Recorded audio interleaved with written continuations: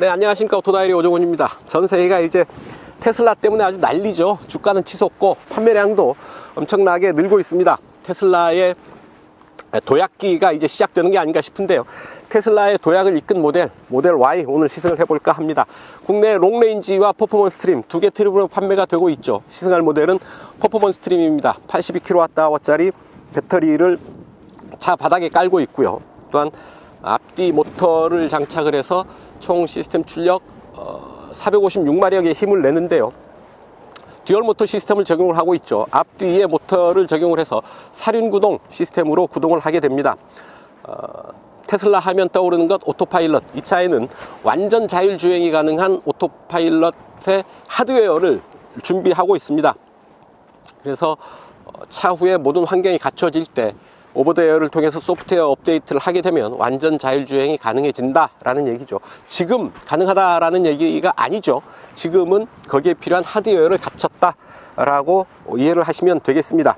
테슬라의 이와 같은 오토파일럿 기능은 지금 단계에서 양산되는 자동차들 중에서 가장 높은 수준의 반자율 운전 기능을 갖추고 있다고 보면 되겠죠. 이런 최첨단 기능을 갖춘 모델 Y 또한 안전면에서도 최고 수준을 획득하고 있는데요. 미국 정부, 그러니까 미국 고속도로 교통안전국 NHTSA에서 실시한 2021년 충돌 테스트에서 최고 등급을 받았습니다. 별 5개, 모든 등급에서 별 5개의 등급을 평가받았는데요. 그렇다고 한다면 최고 수준의 안전 기대도 되지 않을까 싶습니다. 판매 가격 7,999만원, 여기에 약 900만원을 더 지불을 해서 오토파일럿까지 적용을 한다면 약 8천만원 정도 가격이 될 텐데요. 과연 그 값어치를 할지요. 직접 시승을 통해서 그 느낌 여러분들과 공유해 볼까 합니다. 좋아요, 구독하기 누르시고요. 오늘도 저와 함께 하시죠. 출발합니다. 네, 뒷좌석입니다. 넓은 공간, 하지만 뭔가 허전한 그런 공간입니다. 자, 차창 원버튼으로 이렇게 내려가고요. 이 정도 남기고 열리네요. 한 뼘 조금 더 되는 공간, 차창이 열리고 있습니다. 무릎 앞으로 주먹 2개보다 조금 더 남죠. 머리 위로도 주먹 하나, 손바닥 하나 정도 들어가는 공간 확보하고 있습니다. 이 정도 공간이라고 한다면 뭐 부족하다고 할 수 없죠. 충분한 공간 확보하고 있다 싶고요. 자, 머리 위로 또 아주 넓은 글래스 루프 적용하고 있어서 아주 시원합니다. 차창 밖 풍경 시원하게 보면서 이제 움직일 수가 있겠고요. 자, 이 부분에 이제 옷걸이 숨겨져 있고요. 버튼을 누르면 뒷좌석 램프 들어와 있습니다. 자, 암레스트 이렇게 내릴 수가 있고요. 이 안에 2개의 컵홀도 준비되어 있습니다. 시트는 이렇게 6대4로 접을 수가 있는데요. 이 시트는 또한 트렁크에서 버튼을 눌러서 접을 수가 있고, 펼 때는 또 수동으로 손으로 다시 펴야 됩니다. 자, 바닥은 아주 평평하죠. 센터 터널이 올라올 이유가 전혀 없는 차입니다. 전기 모터를 사용하고 있기 때문에 올힐 드라이브 시스템이 전혀 기계식과는 상관이 없는 방식으로 작동을 하죠. 그래서 센터 터널에 드라이브 샤프트가 들어갈 일이 없고, 그래서 센터 터널이 올라올 일이 없다 라는 얘기고요. 그래서 뒷좌석 바닥이 아주 평평하게 되어 있어서 공간을 좀 더 쓰임새 있게 사용할 수가 있게 되죠. 뒷좌석 가운데 자리 앉아보면 그래도 살짝 솟아있네요. 굳이 뒷좌석 가운데 자리 이게 솟게 할 필요가 있을까요? 좀 더 낮추면 편안하게 앉을 수 있을 것 같은데, 그리고 뒷좌석 가운데 자리는 헤드레스트도 없습니다. 그냥 아주 부득이할 경우에나 이용을 하면 되겠죠. 뒷좌석을 위한 송풍구가 들어와 있는데 뒷좌석을 위한 온도 조절 장치 따로 없고요. 수납 공간이라고는 도어 포켓이 전부입니다. 가운데 별도로 수납할 수 있는 공간 준비되어 있지 않고, 넓은 공간 말고는 이렇다 하게 코멘트할 부분이 없네요. 자, 뒷좌석 이 정도 살펴보시고요. 이제 앞으로 갑니다. 운전석으로 가시죠. 네, 운전석입니다. 들어와 보니까 뭔가 허전합니다. 텅 빈 공간에 들어앉은 어색함이라고나 할까요? 스티어링 휠과 15인치 모니터 말고는 아무것도 없습니다. 버튼 찾아볼래 찾아볼 수가 없고요. 이 위에 비상 버튼, 비상등이 있고, 도어에 차창을 열고 닫는 몇 개의 버튼 말고는 이렇다 할 버튼이 없습니다.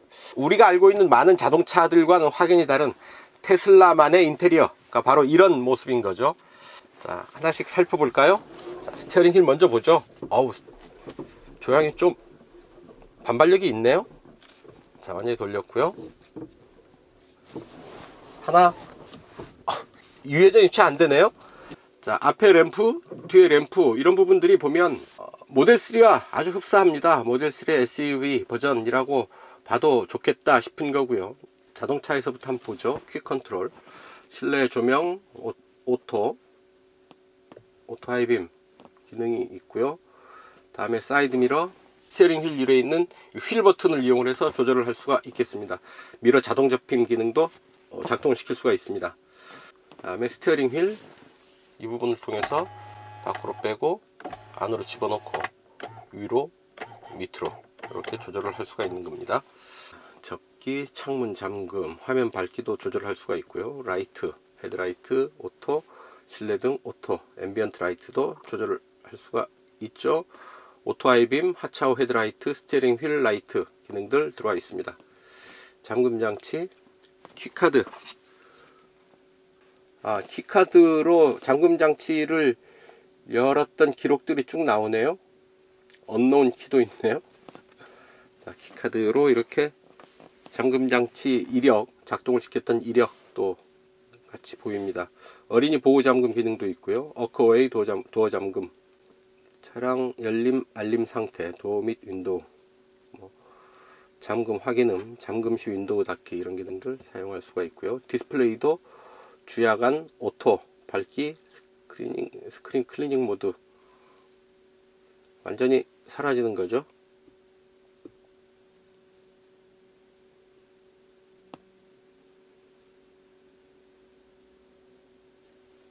자, 터치스크린, 음성인식 한국어 혹은 영어로도 가능하고, 아이고야, 이렇게 많은 언어들이 적용되어 있습니다.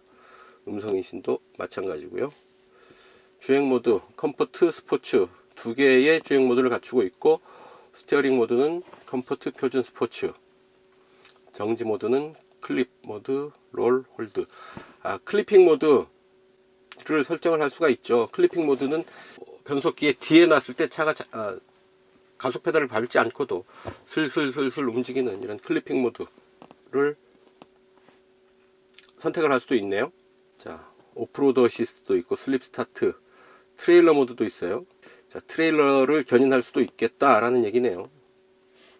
오토파일럿, 모두의 관심을 끌고 있는, 모두가 부러워하는 테슬라의 오토파일럿 기능.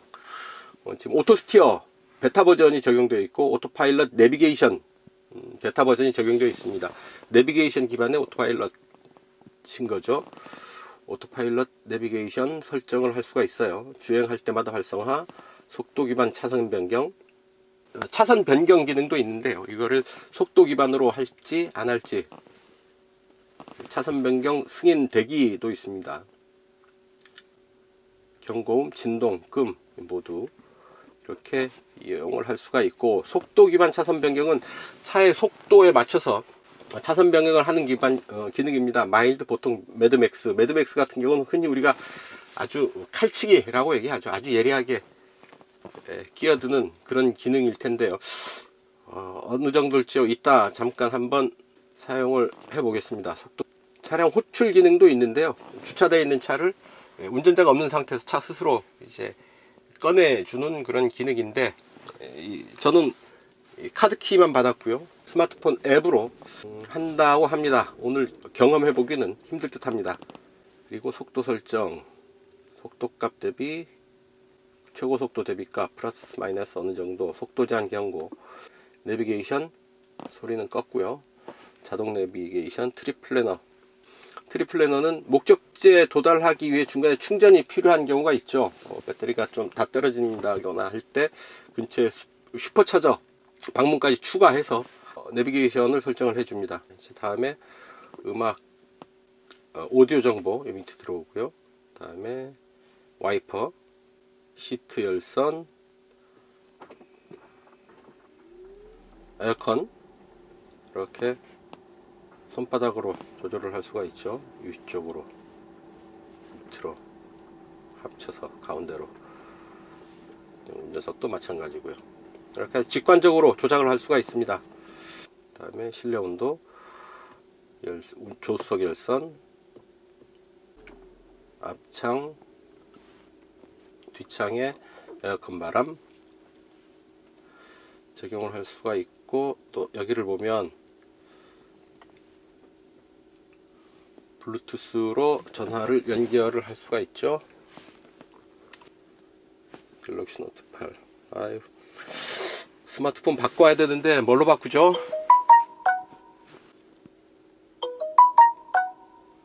블루투스와 연결이 가능합니다. 캘린더, 모바일 앱을 다운받아서 일정 조정 가능하고, 카메라, 자, 뒷부분 좌우측 모습, 이렇게 3개의 카메라로 후방 시야를 확인할 수가 있습니다. 에너지 사용량 이렇게 보여주죠. 10km 단위, 25km 단위, 50km 단위, 평균 주행거리, 충전 포트 열기, 충전량 설정 할 수가 있습니다. 일상 주행거리, 장거리 여행, 출발 예약 설정할 수가 있고요. 슈퍼차징 이력도 이렇게 나와 있습니다. 슈퍼차징, 이 카드가 있으면 국내에서는 무료로 충전이 가능하다고 합니다. 충전에 대한 부담 없다고 봐도 될 테고요. 이렇게 인터넷 사용을 할 수가 있습니다. 엔터테인먼트, 이렇게 차 안에서 심심할 때 게임을 할 수도 있는데, 게임을 어떻게 하는 건지, 차 안에서 게임도 할 수가 있고요. 또 하나, 이 토이박스, 이 부분이 재미있는 거죠. 정저금, 뿡 하고 나서 방귀 소리가 나고요. 매 달리는 중에 장난스럽게 이런 장난스러운 소리들을 들을 수 있는 거죠. 일종의 유머가 아닌가 싶습니다. 차를 운전하면서 즐길 수 있는 여러가지 즐길 만한 요소들 중에 이런 유머스러운 모습들 장치를 해서 뭐 옆에 사람들 깜짝 놀려준다던가 뭐 장난을 친다던가 할 수가 있겠죠. 로맨스는, 아유, 차 안에서 이 벽난로를 떼주네요. 상당히 로맨틱한 밤이 되겠습니다. 다른 차에서는 만날 수 없는, 테슬라에서만 느낄 수 있는 그런 부분들이 아닌가 싶습니다. 그리고 이 부분 연비, 주행시간, 주행거리, 연비 보여주고요. 이렇게 하면 타이어 공기압도 보여줍니다. 자, 아까 도입부의 이 차의 안전성에 대해서 잠깐 언급을 했는데요. 2021년 NHTSA, 미국의 권위 있는, 미국 정부가 운영하는 NHTSA, 그러니까 미국 고속도로 교통안전국에서 해마다 충돌 테스트를 하고 그 결과를 발표를 하죠. 전 부분에서 별 5개로 평가를 받았다고 하고요. 특히 전 부분이라고 하면 그 하위 부분까지 모두 포함해서 별 5으로 평가받았다고 얘기하고 있습니다. 그만큼 안전에 대해서도 최고 수준에 도달해 있다는 걸 알 수가 있겠죠. 또 하나 눈여겨봐야 할 대목은 전복 위험률입니다. 전복 확률 약 7.9%로 평가를 받았는데요. 이 7.9%라는 숫자가 지금까지 테스트했던 SUV들 중에서 가장 우수한 성적이라고 합니다. 그만큼 전복 확률도 높지 않다라는 얘기가 되겠습니다. 자, 이 차 차체 구조 여러분들 잘 아시죠? 원통형 배터리 셀들을 자체 바닥으로 쭉 깔았고요. 엔진룸이 없죠. 앞에도 트렁크, 뒤에도 트렁크입니다. 차체 바닥에 배터리를 깔아 놓는 것, 어떤 공간 활용성의 면에서도 훌륭하거니와 차의 주행 안정감을 확보하는 데도 상당히 중요한 요소가 되죠. 무게중심이 그만큼 낮게 있다라는 것은 차체의 흔들림이 덜하게 꽉 잡아주는 그런 역할을 하게 되기 때문에 주행 중에 느끼게 되는 차체 흔들림 훨씬 덜하게 되겠고요. 그만큼 높은 주행 품질도 맛볼 수 있지 않을까 싶습니다. 시트는 약간 높은 듯 하고요. 앞창은 많이 내려온 편이어서 개방감이 상당하죠. 탁 트인 정면과 측면, 좌우측 측면의 시야를 확보할 수가 있겠습니다. 계기판도 없고 헤드업 디스플레이도 없습니다. 특히나 운전석 앞쪽으로 더 넓은 시야를 확보할 수 있어서 운전하는 입장에서는 답답함이 덜하네요. 모든 정보는 15인치 모니터 이 안에서 얻을 수 있겠다라는 얘기고요. 이 밑에는 2개의 스마트폰 충전할 수 있는 무선 충전기 들어와 있고요. 이 안에 아주 깊은 수납 공간 확보하고 있습니다. 2개의 컵홀더가 있고요. 또한 이 부분에도 이런 부분들 넣어 놓을 수 있는 수납 공간 확보할 수 있어서요. 뭐 이런저런 소지품들 넣어 놓을 수 있는 공간 충분하다 싶습니다. 자, 선바이저 들어와 있고요. 운전석 시트 몸을 적당한 수준에서 몸을 받아주고 있습니다. 꽉 조이는 느낌이 아니고요, 느슨하게 받쳐주는 그런 느낌입니다. 스티어링 휠 아래로 와이퍼 작동하는 것, 변속 레버, 그리고 이 변속 레버는 칼럼식 변속 레버는 2번 딱딱 내리면 오토파일럿이 바로 작동을 하죠. 그리고 도어는 역시 도어 레버가 없죠. 버튼을 눌러서 이렇게 도어를 여는 방식인데요, 모든 전원이 꺼졌을 때 강제로 도어를 열 수 있는 부분이 이 안쪽에 있습니다. 이 안쪽에 내리면 이렇게 수동으로 도어를 해제할 수가 있죠. 이때 윈도우 트림이 손상될 수 있다는 경고가 뜹니다. 지금은 전원이 들어와 있어서 열면 내려오죠, 차창이. 근데 그런 작동이 안 될 수도 있겠다. 왜? 전원이 완전히 차단될 경우에 그렇다라는 얘기고요. 스티어링 휠과 그 아래에 있는 레버, 그래도 과거에는 메르세데스 벤츠의 스티어링 휠 갖다 쓰는 모습을 볼 수 있었는데, 그래도 부품은 좀 개선을 했네요. 크게 세련되거나 모자라다거나 할 거는 없겠지만 어쨌든 테슬라용 부품으로 교체가 된 듯 합니다. 확실히 생산 판매량이 많아지다 보니까 이런 부품 하나하나도 이제 자체 조달하고 자기 모델끼리 공용화를 할 수 있는 어떤 규모의 경제에 이르렀다라는 것들을 이런 사소한 부품 하나에서도 알 수 있지 않을까 싶습니다. 자, 그래서 테슬라가 갖고 있는 가장 큰 특징 중에 하나, 오버더에어 OTA 기능인데요. 다른 브랜드에서도 OTA 기능을 해서 내비게이션 업데이트한 정도를 하고 있는데요, 테슬라의 OTA 기능은 그 수준을 훨씬 뛰어넘죠. 차의 모든 소프트웨어, 차를 작동시키는 오퍼레이션 시스템 업데이트를 무선을 통해서 합니다. 여기서 중요한 것은 이 차만 업데이트 하는 것이 아니라 이 차가 주행했던 주행 정보들도 역으로 테슬라의 서버로 업데이트가 된다라는 얘기죠. 그 업데이트, 고객들의 주행 정보를 업데이트 받아서 테슬라는 또한 자율주행 개발을 위한 인공지능, 그러니까 딥러닝에 활용하게 돼서 훨씬 더 높은 수준의 자율주행 성능을 확보할 수 있게 된다라는 얘기입니다.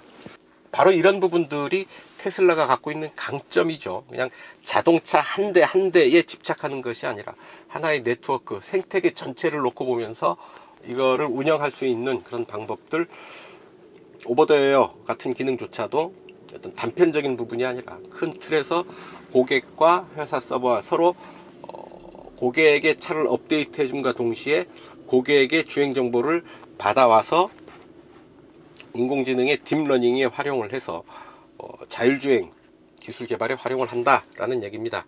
참 영리한 그런 시스템이죠. 바로 거기에 또한 테슬라의 딜레마가 있기도 한데요, 최근에 중국에서 공무원, 군인들은 테슬라 타지 마라, 보안의 위험성이 있으니 테슬라 타지 마라 라고 얘기를 했죠. 그래서 그 다음 날인가요, 바로 테슬라가 중국에서 스파이 활동을 했다면 내가 문을 닫겠다, 그리고 중국은 위대하다, 이런 아부성 발언까지 했는데, 일론 머스크의 아픈 곳을 찌른 게 아닌가 하는 생각을 하게 됩니다. 스파이 활동이 뭐죠? 어떤 정보든 어떤 내용이든 수집해서 그게 나중에 전략적으로 활용을 할 수 있는 정보의 가치를 지니게 된다면 문제가 될 수 있는 게 아닌가요? 테슬라는 달리고 있는 모든 지역을 찍고 주행 정보를 활용을 하고 지도 정보를 읽고 하기 때문에 중국 정부가 마음만 먹는다고 한다면, 일론 머스크의 말대로 중국이 좀 더 힘이 세지고 위대해진 다음에 테슬라가 더 이상 필요 없어, 그러면 너희들 중국에서 이런 정보들을 가져간 것은 스파이 짓이다, 나가 라고 얘기를 할 수도 있다라는 얘기입니다. 언제든지 코에 걸면 코걸이, 귀에 걸면 귀걸이 라고 할 수 있는 정보의 경계가 모호한 상황에서 그 많은 테슬라의 차들이 일상적으로 어떤 정보 수집을 하고 있다라는 것은 테슬라의 장점이자 또한 결정적인 순간에는 아마 아킬레스건이 될 수도 있지 않나 하는 생각도 해봅니다. 뭐 저 혼자 해보는 생각이고요. 네, 운전석 이 정도 살펴보시고요. 이제 달려보시죠. 자유로로 갑니다. 좋아요, 구독하기 누르시고요. 저와 함께 하시죠. 출발합니다. 테슬라에는 시동 버튼도 없는 거 아시죠? 브레이크를 밟고 카드키를 여기에 갖다 대면 이제 출발 준비가 된 겁니다. 시동 버튼조차 없애버린 테슬라의 미니멀리즘, 그 결벽증에 가까운 그런 인테리어 구성이 아닌가 싶습니다. 자, 오토파일럿 수준이 한층 더 높아졌는데요. 차선 변경을 하고요. 이제 마일드 보통 매드맥스가 있는데 매드맥스 가장 예민한, 가장 빠르고 예민한 매드맥스로 세팅을 해봤습니다. 그리고 일단 오토파일럿을 작동을 시키고요. 작동을 시키면 제한속도에 맞춰서 속도 설정이 되죠. 옆에 차가 함께 달리고 있습니다. 빨간색으로 해서 차선 변경을 하고 있지 않죠. 자, 속도를 조금 낮추면 차가 가겠죠. 지나가면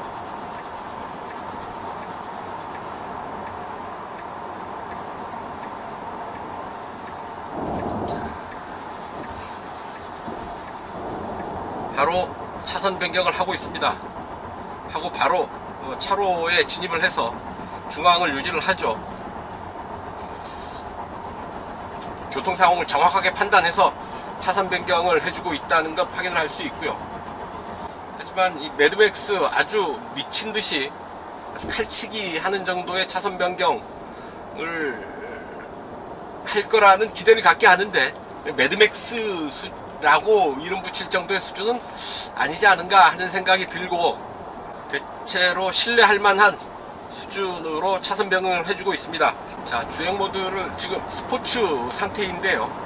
툭 가속 페달을 쭉 밟으면 몸이 밀려납니다. 시트에. 속도가 지금 좀 빠르죠.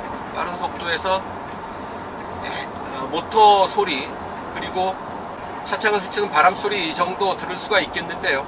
아무래도 SUV다 보니까 공기와 맞닿는 면적이 넓을 수밖에 없죠. 차체의 단면적이 넓습니다. 그러다 보니까 이제 차창을 스치는 바람 소리 정도가 고속에서 빠른 속도에서 좀 들리는데요. 8, 90 정도의 속도에서는 거의 신경 쓰지 않아도 좋을 정도다 싶고요. 낮게 깔리는 바람 소리 말고는 이렇다 할 소음 들리지가 않습니다. 노면 소음도 없고요. 타이어 소음도, 타이어 마찰음도 거의 들리지 않습니다. 전기 자동차 역시 내연기관에서 벗어난 전기 자동차는 지속적인 폭발이 일어나는 엔진에서 발생하는 소음과 진동에서 자유롭습니다. 다만 도로를 달릴 때 노면의 굴곡을 따라서 흔들리는 차체 흔들림 정도를 생각해 볼 수가 있는데요. 차체 흔들림도 잘 제어되고 있는 게 무게 균형이 앞뒤 어느 쪽으로 무게가 치우쳐지지 않았고요. 또한 배터리팩이 차체 밑바닥에 깔려 있기 때문에 그 오뚜기처럼 무게중심을 딱 잡고 달리는 그런 반응을 보입니다. 이 흔들림에 좀 더 강한 구조가 되는 거죠. 게다가 듀얼 모터 시스템을 적용을 해서 사륜구동 시스템으로 작동을 하죠. 앞차축의 전기모터 그리고 뒷차축의 전기모터 각각 사륜이 4바퀴가 각각 구동하는 사륜구동 시스템의 안정감, 주행 안정감 기대할 수가 있겠다라는 얘기입니다. 지금 도로 상태가 좀 안 좋은 곳을 지나고 있죠. 노면 소음이 좀 들어오고요. 옆차로로 들어가 봅니다.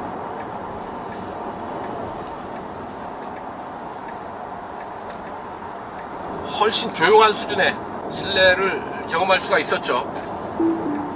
자, 도로를 보면 오른쪽 왼쪽으로 돌아 나가는 그런 길인데요. 손과 발을 완전히 자동차에서 떼어 넣고 있는데 알아서 잘 조정을 하고 있죠. 자, 오른쪽으로 이제 돌아 나갈 테고요.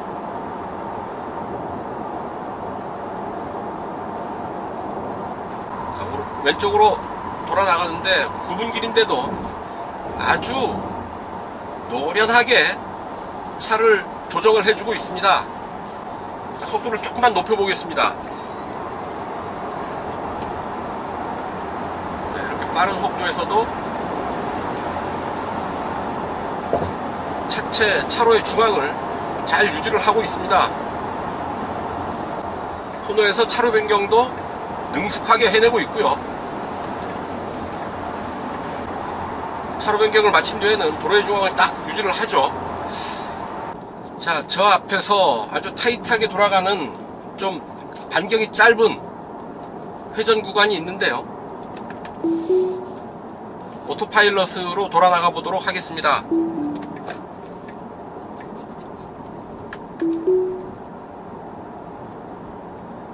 속도는 약 55 정도로 할까요?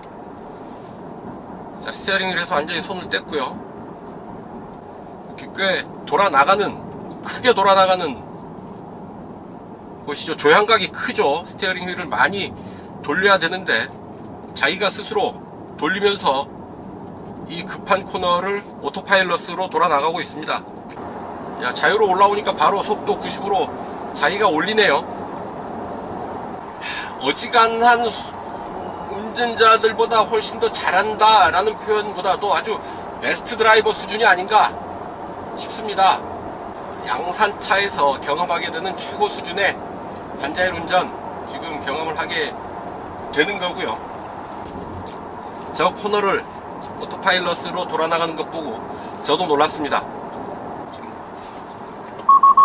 자, 앞에 차가 끼어들면서 제가 브레이크를 잡았어요.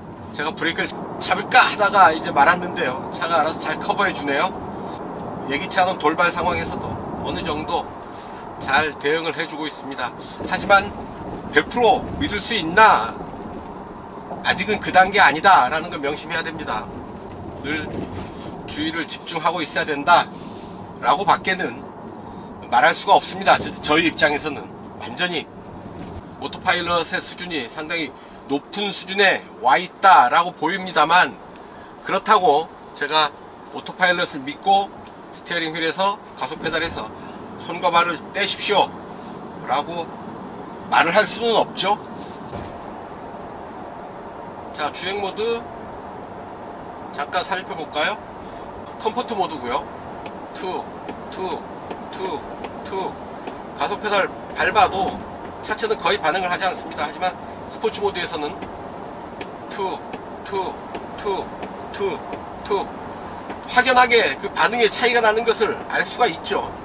노면의 굴곡을 따라서 흔들리는 차체의 느낌 그렇게 크지 않고요. 옆에 세단과 함께 달리는데 차체의 높이가 그렇게 차체가 높다는 느낌이 없습니다. 거의 세단과 비슷한 수준의 주행의 질감 만나게 됩니다.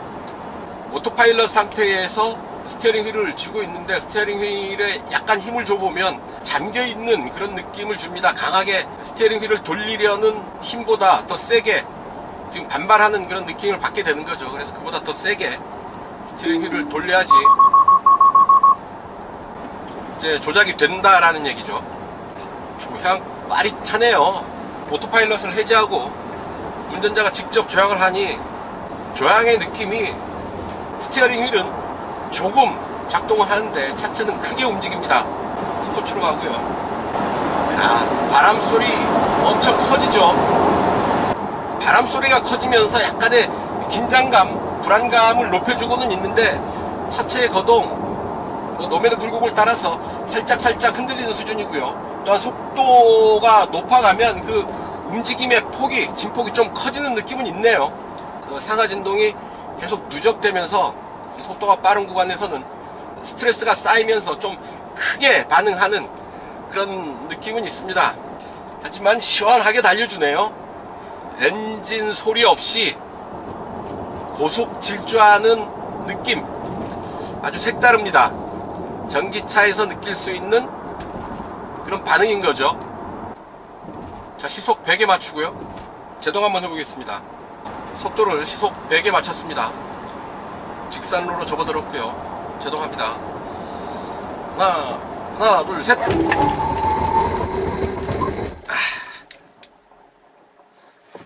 잘 버티네요. 앞차축이 완강하게 버티면서 강한 제동을 거뜬하게 받아내고 있습니다. 살짝 기우는 느낌은 있네요. 역시 SUV여서 차체의 높이를 완전히 극복하지는 못하는 것 같습니다. 다만 이렇게 급제동할 때 비상등이 같이 깜빡여주고 안전띠가 좀 더 몸을 잡아주는 그런 프리텐셔너 기능, 그리고 긴급제동 보조 기능들 있으면 더 좋지 않았을까 하는 생각을 하게 되네요. 어쨌든 제동 반응 만족스럽습니다. 자, 이제 자유로의 끝, 마지막으로 코너링 도전해봅니다. 속도를 쭉 끌어올리고요. 차체가 조금 높은 SUV이지만 무게중심이 상당히 낮은 차여서, 그리고 사륜구동 시스템까지 갖추고 있어서 코너에서 제법 좀 강한 면목 보이지 않을까 싶습니다. 속도를 쭉 끌어올리고요. 제동 턴. 야, 속도를 조금 더 높게 끌어올려 보는데, 야, 재밌네요. 언더스티어 느낌이랄까요? 차가 살짝 바깥으로 빠지는 느낌은 있는데 제어하는데 큰 어려움은 없습니다. 아주 다이나믹하고 짜릿하게 차를 제어할 수 있는 그런 재미를 느낄 수가 있었고요. 빠른 속도에서도 차는 코너를 잘 이겨내면서 코너를 진입했고 탈출을 할 수 있었습니다. 이 정도의 어떤 그 조향 반응, 코너링에서의 느낌, 그리고 직진 가속 성능 등을 감안한다면 서킷에서 이 차를 타도 상당히 즐겁고 재미있지 않을까 하는 기대를 해봅니다. 자, 그래서 이 차 얼마냐? 퍼포먼스 트림인 경우에 7,999만원입니다. 약 8천만원이 되는 거죠. 여기에 최소한 오토파일럿은 넣어야 된다고 보면 8,900만원 정도 된다고 볼 수 있는데요. 선택지는 몇 개가 더 있죠. 스탠다드 트림, 굳이 퍼포먼스 그렇게 필요 없고 가장 기본적인 성능에 만족하겠다 라고 한다면 스탠다드 트림 선택을 해도 괜찮지 않을까 싶습니다. 하지만 뭐 사륜구동에 좀 멀리 가는 롱레인지 주행, 1회 충전 주행 가는 거리 511km가 되는 롱레인지 선택을 해도 좋을 테고요. 롱레인지는 6,999만원이 되는 거죠. 뭐 6천만원 이상이 되면 정부의 전기차 보조금 1,000만원 미만이라야 100%를 받을 수 있고요. 9천만원 기준으로 9천만원까지는 50% 구간이죠. 그래서 약 50% 정도 정부 보조금 받을 수 있지 않을까 싶습니다. 야, 이 정도라고 하면 이런 그 아주 최고 수준의 오토파일럿 기능의 스포츠카 뺨칠 정도, 아니 스포츠카를 따돌릴 정도의 고성능을 갖춘 퍼포먼스 트림의 성능도 상당히 매력적이고요. 전기차라는 친환경 자동차의 면모도 상당히 사람들의 마음을 끄는 그런 매력 포인트가 되지 않을까 싶습니다. 아주 여러가지 면에서 요즘 차와는 확연히 다른 테슬라 모델 Y를 타고 주행을 좀 해봤는데요. 상당히 인상적인 부분들이 많고요. 친환경, 고성능 뭐 이런 부분에서의 탁월한 면모가 돋보입니다. 또 하나, 모델 Y를 포함해서 테슬라의 모든 차들이 각광받는 이유는 지금까지의 우리가 알고 있던 전통적인 자동차와는 접근 방식이 확연히 다르기 때문에 그렇죠. 차 전체를 통합 제어하는 오퍼레이션 시스템 OS를 적용을 하고 있어서 아주 효율적으로 차 전체를 컨트롤하게 되죠. 그래서 요즘 자동차용 반도체 공급난이 아주 심한데요. 테슬라는 비교적 거기에서 자유로울 수 있는 게 차 전체를 통합 제어하기 때문에 여기에 필요한 자동차용 반도체의 숫자도 그렇게 많지가 않습니다. 일반 자동차 같은 경우는 거의 모든 부품 하나하나마다 반도체가 필요해서 상당히 많은 반도체가 필요하거든요. 주요 부품들마다 따로따로 개별 제어하기 위한 반도체들이 있어야 되는데 테슬라는 전체를 하나로 묶어서 통합 제어하는 시스템을 적용을 하고 있습니다. 그래서 필요한 반도체의 수가 많지 않고 요즘 같은 반도체 공급난에서도 큰 지장 없이 자동차를 계속 생산할 수 있었다, 생산하고 있다 라는 얘기고, 다른 메이커들 같은 경우는 테슬라를 제외한 거의 모든 자동차 메이커들이 반도체가 없어서 차를 정상적으로 생산하지 못하고 있는 상황입니다. 또한 기존의 자동차들은 모델 체인지를 거쳐야 좀 더 나은 성능 뭐 이런 부분들을 기대할 수가 있을 텐데요. 테슬라 같은 경우는 오버 더 에어를 통한 소프트웨어 업데이트를 통해서 차의 성능을 개선할 수 있다라는 얘기죠. 이제 어제까지 탔던 차가 밤사이에 소프트웨어 업데이트가 돼서 오늘 아침에 다시 탈 때는 전혀 다른 느낌의 차를 만나보게 된다라는 얘기입니다. 테슬라는 그게 가능합니다.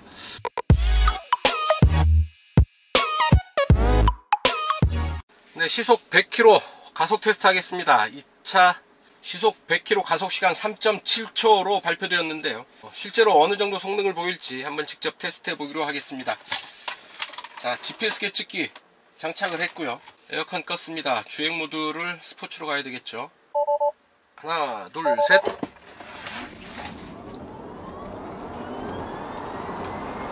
아주 잠깐 사이에 시속 100km 도달하는데요. 비행기가 이륙하기 직전에 가속하는 그런 느낌인데요.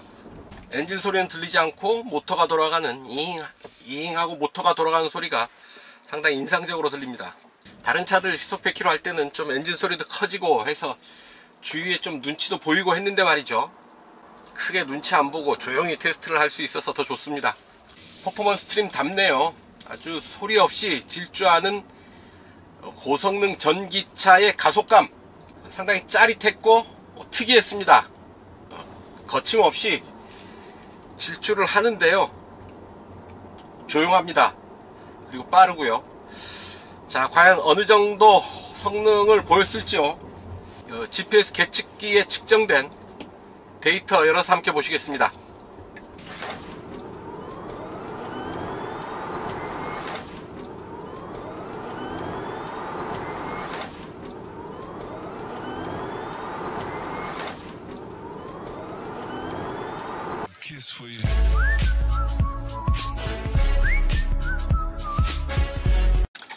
네, 연비 테스트 하겠습니다. 이 차의 공인복합 연비 4.8km/kWh로 공인 인증을 받았는데요. 도심 연비가 고속도로 연비보다 더 좋습니다. 도심 연비 4.9, 고속도로 연비 4.7, 복합 연비 4.8인데요. 이곳 파주 해일이 마을을 출발을 해서 지하철 2호선 교도역까지 달려가면서 이 차의 실주행 연비 체크해 보도록 하겠습니다. 1km당 소요되는 전력량 와트아워 단위로 지금 연비 표시가 되는데요. 역산을 좀 해봐야 되겠는데요. 어쨌든 이 부분 아마 시속 100km 제로백 테스트했던 부분이 아닌가 싶고요. 그래서 위로 갈수록 연비가 안 좋아지고 아래로 갈수록 연비가 좋아지고 하는 부분들 볼 수가 있습니다. 약 킬로미터당 평균 262Wh를 사용을 했고요. 예상 주행 거리는 예상 주행 가는 거리는 189km 정도 더 갈 수 있겠다라고 예측을 하고 있는데, 이거는 그냥 좀 더 고성능 위주로 주행을 했던 연비이고요. 이제 제가 아주 적극적으로 연비 운전을 하게 되면, 경제 운전을 하게 되면 그래프가 훨씬 더 안정화 될 것을 기대해 봅니다. 에어컨 오늘 좀 그래도 날씨가 덥습니다. 벌써 외기온도 22도고요. 그래서 에어컨은 2단계,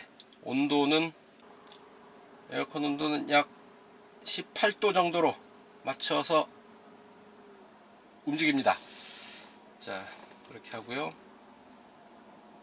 리셋을 다시 하고요. 이제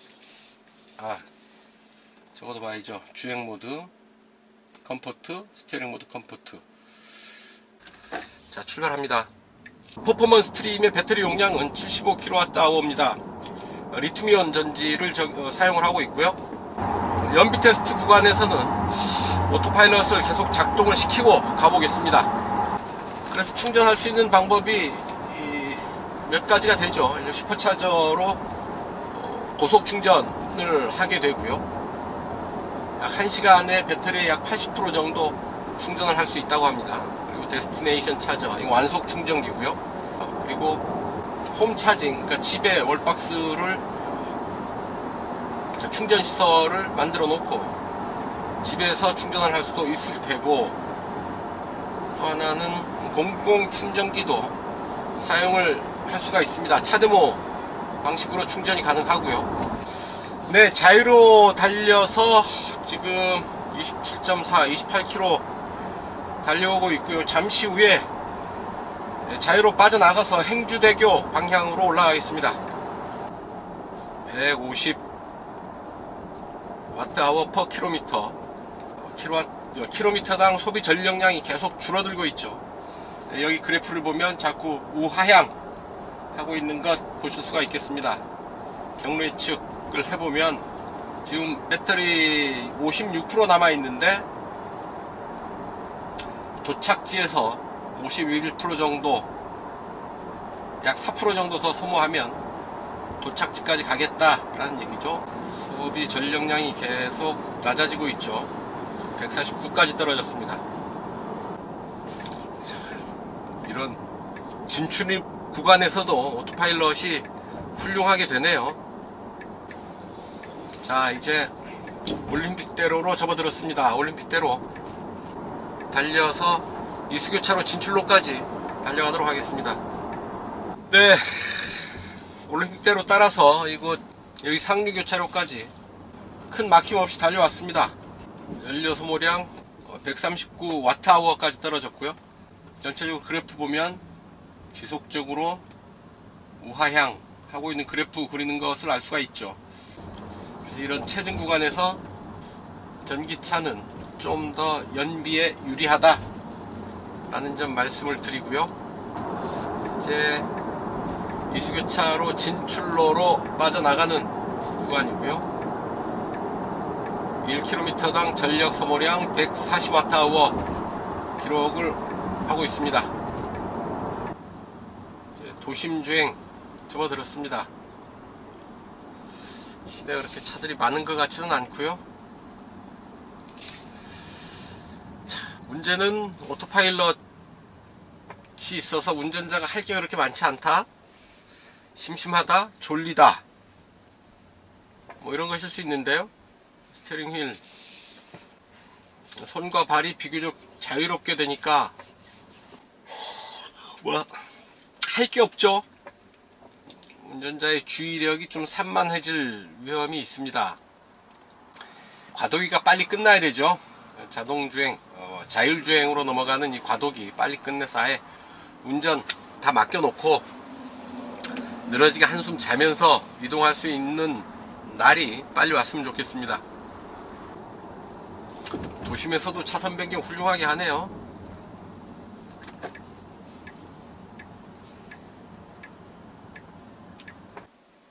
모니터 발열이 상당하네요. 네, 이렇게 손을 대보면 따뜻하다 못해 좀 살짝 뜨거울 정도의 발열이 있는데요. 특히나 여름철 실내 냉방할 때 좀 장애 요소가 되지 않을까 하는 생각도 듭니다. 모니터 발열 사실은 어쩔 수 없는 부분이기는 하죠. 자, 앞차가 출발하니까 그냥 바로 따라서 출발하네요.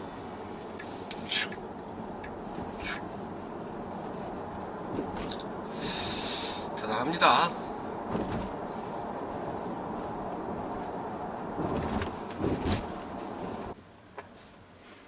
자, 시내 도심주행 들어와서 조금 전력 소모량이 높아졌죠. 네, 이제 마지막 구간 차들이 좀 많은데요. 오늘 테슬라 모델 Y 이 연비 테스트는 그냥 거의 오토파일럿에 의지해서 움직였습니다. 뭐 내가 의도적으로 경제운전을 한 게 아니라 오토파일럿을 이용을 해서 55km 정도, 55km 구간을 달려왔다 라는 말씀을 드리고요. 자, 정지를 했고요. 1시간 1분 동안 56.1km 달려왔습니다. 전력 소모량 킬로미터당 142Wh, 그러면 킬로와트아워당 약 7.04km 달린 셈인데요. 이 차가 공인복합 전비 4.8km per kWh로 인증을 받았죠. 킬로와트아워당 2km 이상 더 달린 연비 보인 겁니다.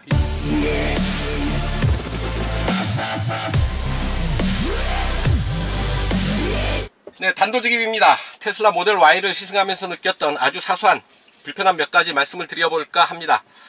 프레임리스 도어를 적용을 하고 있어서 도어의 끝이 날카롭게 드러나 있습니다. 이런 부분들 주변을 함께 달리는 오토바이나 다른 차 혹은 보행자, 자전거 이런 부분에는 결코 안전에 도움이 되지 않죠. 치명적인 상해를 입힐 수 있는 그런 부분입니다. 좀 이기적인 디자인, 이기적인 자동차라고 해야 할까요? 내 차는 나는 안전하지만 다른 이들에게는 약간의 위해를 가할 요소가 좀 더 크다라는 점 지적해 봅니다. 또한 보급형 모델이기는 하지만 그래도 이런 지붕 틈새에 손가락이 드나들 정도의 틈이 벌어져 있다라는 것 좀 아쉬운 부분이죠. 좀 더 디테일한 부분까지 완성도를 높여야 되지 않나 하는 생각을 하게 됩니다. 룸미러를 통한 후방 시야는 상당히 제약이 큽니다. 루프라인이 뒤로 갈수록 깎여 내려가면서 시야를 좁히고 있고요. 룸미러 자체의 면적도 그렇게 넓지 않은 데다가 뒷차 창도 좁은 편입니다. 그래서 룸미러를 통해서 후방 시야를 볼 때 상당히 제한된